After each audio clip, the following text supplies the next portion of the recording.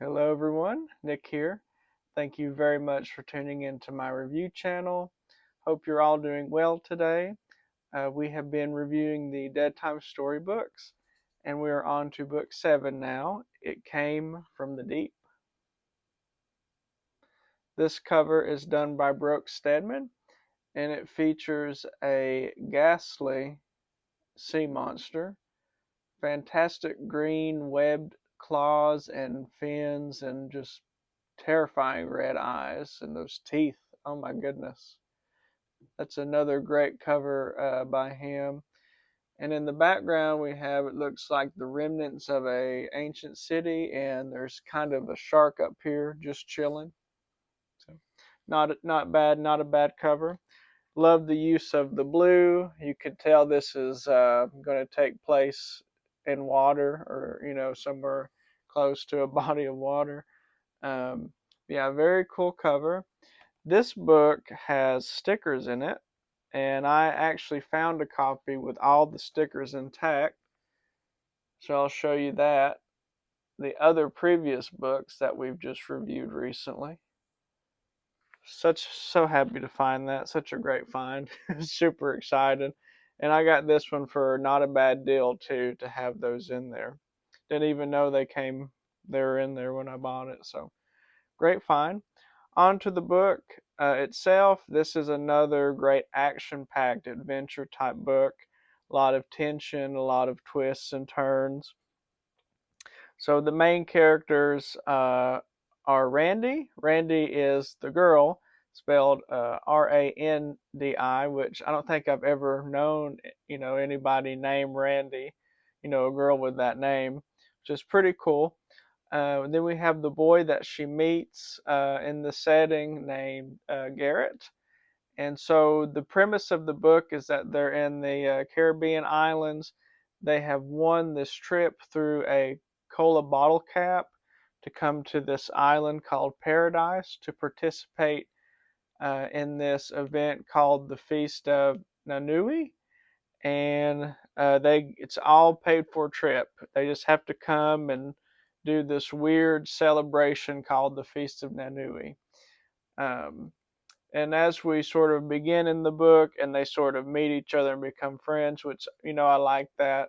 Takes me back to when me and my family would go on vacation, and we would meet different people, and I would hang out with the kids there.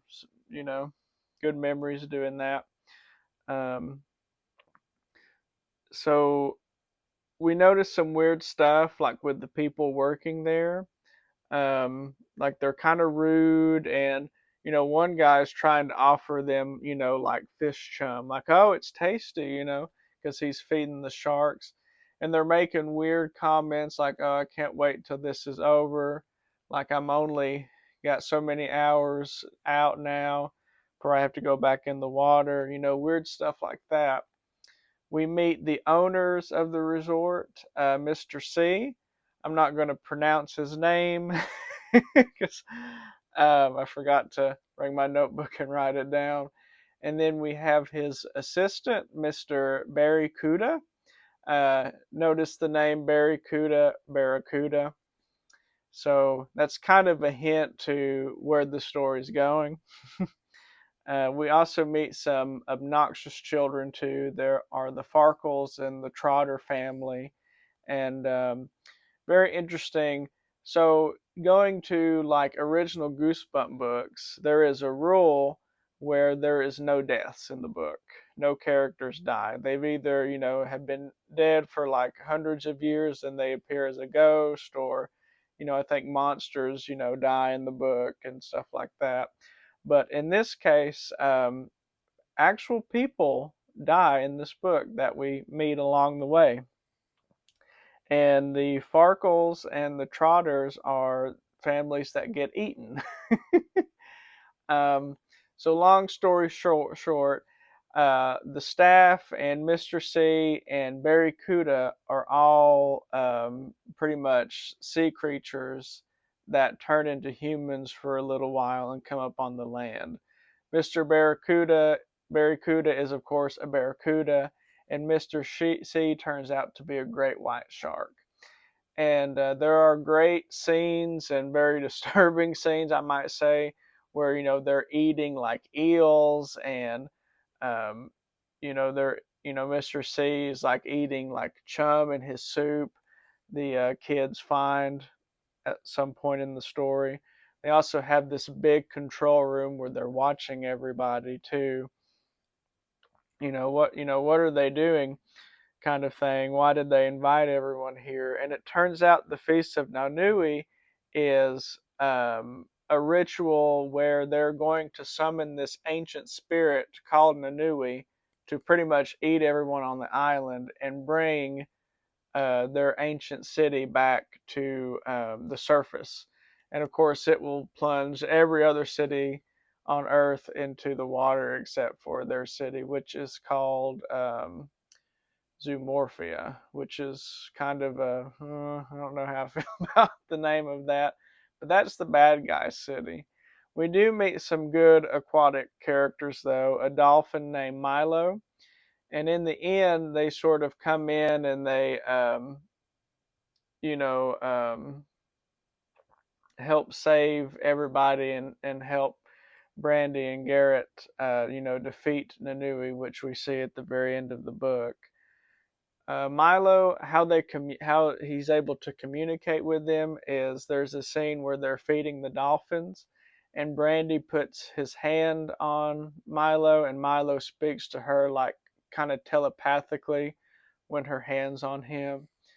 Um, and Milo's like, "There's great danger here, all around you, and you have to meet up with me again so I can tell you more information." Though it is kind of hard for them to meet, but he pretty much explains that there is a tooth of Nanui that when they do this ritual, this feast of Nanui, they're going to rise him up. He's going to get this tooth back, and he's pretty much going to eat everybody, and so on and so forth. So at the end of the book, of course, and the parents are oblivious to this, Garrett and Brandy's parents, and so they continue on with this ritual, which everyone has to do on this island vacation. And here comes Nanui, pretty much. And I guess this is Nanui on the cover. There's not really like a lot of description of him. He has red eyes like volcanoes, and he's like as big as a whale, pretty much. Um, so Milo and the other dolphins come in. Why, the parents and everyone are in this trance from performing the ritual, and Brandy's mom starts to go out into the water, because they're going toward the water to be eaten, basically. And then here comes these fins out of the water, and they're like, "Oh no, it's more sharks coming." But in reality, it was the dolphins, and they come to, help save the day. And Milo says the way to stop Nanui is to take his giant tooth, which is the size of a sailboat, and stab it through his heart. And so the dolphins, they get the tooth, and Milo tells Randy, I'm sorry, to jump up on the tooth. They ride her over. She's freaking out. She's like, "Oh, is Milo on my side?" And they pierce the heart of Nanui. And he's like, "Ah," and he's like wailing around in pain. And he's creating like whirlpools, and there's a thunderstorm. And he knocks Randy out into the ocean. And there she is falling into the ocean and doesn't have much time. But of course, here comes Milo, and he takes her down instead of taking her back up to the surface. And she's like, "What are you doing?" He's like, "Trust me." So they end up going to the Dolphin City where they're from, which is none other than Atlantis. And Atlantis, was sunk, back when Zoomorphia was, or Zootopia, whatever it is. And that was the only way to, save everyone. And then, of course, all the bad guys got turned into sharks and whatnot, and all the good people from Atlantis got transformed into dolphins or whatever, which kind of, I don't know how I feel about that. But I mean, I guess it works for this story. Um, and so then she becomes a dolphin in Atlantis when they go through the gates of Atlantis, where everything comes true, and Milo saves her that way. And so as the Nui is sort of falling, here comes Barracuda in his Barracuda true form, and he's coming after them.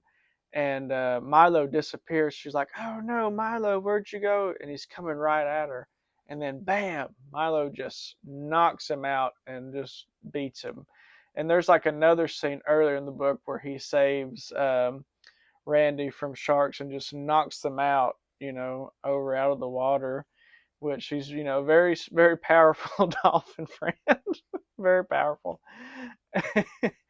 and so, um, And so, Barracuda's taken care of. And then here comes Mr. C. And Mr. C's name translates to great white shark in Latin, um, which is, I guess, a fun kind of educational thing that they put in the book with his name. Not, I don't know how I feel about just using that as a name, but, I don't think it's as fun as Barracuda as the play on words, but, it works as well, I guess. And then, he's coming after them in his shark form. And then they both pretty much just slam into him and crush his body and save the day. So he's defeated, and then Randy wakes back up, and she's not a dolphin anymore. Her mom is there, Garrett. And so here comes, the army to save them. They're like, yeah, a volcano exploded, and there was all kinds of natural disasters. But of course, it was from Nanui. And as Nanui perishes, his body turns into erupts like a volcano basically, and molten rock, and destroys the Zoomorphia city and all that jazz. And so the end of the book, they're going home on the helicopter, and the twist happens where they go over the Bermuda Triangle, and the helicopter pilot's like, "We're going over the Bermuda Triangle. A lot of strange things have happened, supposedly. A lot of disappearing ships and things like that." And they're waving goodbye to the dolphins, but really what they're doing is they're waving them, saying, "Stop, stop, don't go there." And so they head right towards the Bermuda Triangle, pretty much, and it rises up, and they're like, "Oh, I see more fins down there, but I don't think they're dolphin fins." And the book just ends like that. So it has its cheese. It's kind of corny, like with the concepts of evil sharks, good guy dolphins, things like that. But of course, I like the action and the adventure part in it, and sort of the the horror of like the fish guts when they're offered the chum, and some of the more gross scenes like that. But it was pretty crazy. People actually died in this book. Actual humans died, even if they were not the most likable characters, which personally surprised me when I read it the first time.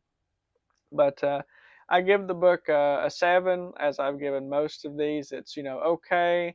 It's entertaining enough. I could see if I was a kid again, I would probably get a kick out of this book, and it probably would frighten me more, especially the scenes where the people are being eaten and things like that. So. Thank you for tuning in for this review. If you've read this book, let me know what you think, and I will see you in the next one. Bye.